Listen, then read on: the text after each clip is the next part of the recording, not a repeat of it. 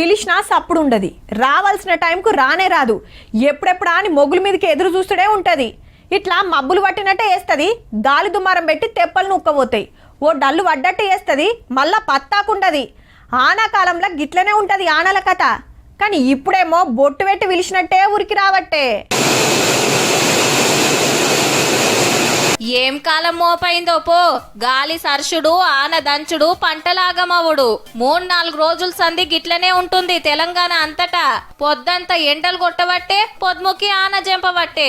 ఒడ్లు మక్కలు రాత్రికి దడుచుడు, మళ్ళా పొద్దుగాల ఆరబోసుడు. ఆగ చూడుండ్రి, మార్కెట్ల వరదకు వడ్లన్నీ ఎట్లా కొట్టుకుపోయినాయో. 4 మంత్రులు పెట్టుకొని 4 రోజులు ఎండ పోసిన, ఇంకేమేండ పోతున్నా ఆ రోడ్డు మీద లొల్లి పెడుతుంది. అటు మిర్చి రైతుల పరిస్థితి సుతా అట్లనే ఉన్నది. వర్షానికి తడిచినాయి 30 బస్తాలు. 5 ఎకరాలు మిర్చి వేసామండి, దానికి 200 కూళ్ళు అయినాయి, 60,000. ఎవరు వచ్చినా అది మిర్చి తడిచింది కదా అని ఎవరు కొనడానికి ఎవరు రావట్లే.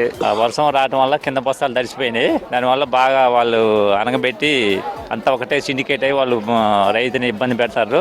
గంటకు 40 కిలోమీటర్ల రువ్వడి తోటి గాలి దుమారం సరిచి కొడితే ఇండ్ల మీద రేకులు కొట్టుకుపోయి పెద్ద పెద్ద చెట్లే ఒరిగిపోయినాయి. పోని పొద్దంతా ఎండలేమన్నా తక్కువనే అంటే సూరన్న సుక్కలు చిన్నగా లేవు. పగటిలి నీ వంతు, మాపటిలి నా వంతు అన్నట్టే డ్యూటీలు చేస్తున్నారు ఎండానల కాలంలా.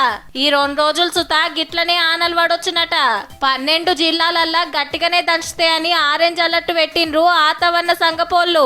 ఉమ్మడి వరంగల్ జిల్లాలు, అలాగే చూసుకున్నట్లయితే భద్రాద్రి కొత్తగూడెం, ఇంకా ఖమ్మం, సూర్యాపేట, నల్గొండ, ఇంకా కొన్ని దక్షిణ జిల్లాలు కూడా ఈ యొక్క ఈదురుగాల ప్రభావం అనేది గంటకు 40 నుంచి 50 కిలోమీటర్ల మేర ఉండే అవకాశం అయితే ఉంది. కాబట్టి ఆరెంజ్ హెచ్చరికలు కూడా జారీ చేయడం జరిగింది. పట్నంలో ఆనబడ్డ నష్టమేం లేదు గాని ఊర్లల్లనే తిప్పలు, కాంటాలు పెట్టుడు ఇంకింత జోరు పెంచి రైతన్న తిప్పలు దప్పిర్రి జరా.